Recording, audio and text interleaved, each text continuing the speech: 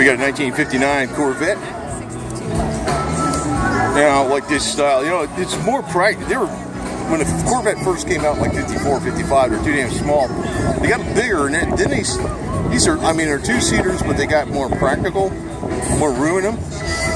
But I always like the design from like, say, 57 up to 62. Even though like 62's got different taillights, they have the trunk lid. So, we are more practical.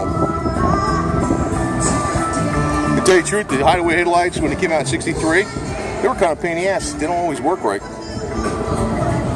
But they look cool, though. They're vacuum operated.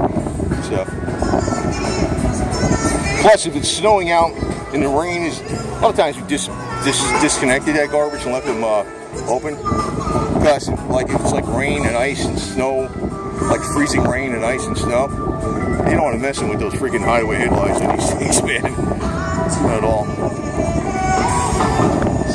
Now you got your exhaust coming out of your rear bumper. The car is way ahead of its time, obviously. So. Yeah, the top.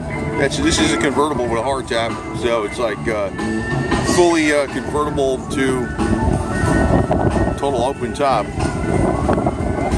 And look at this top. I mean, no blind spots in here, right? See that?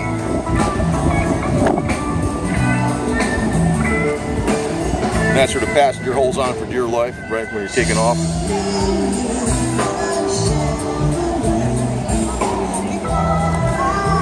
I thought this music was the real music for a second. I was thinking, oh man, not somebody out there singing. Sounds like a real deal.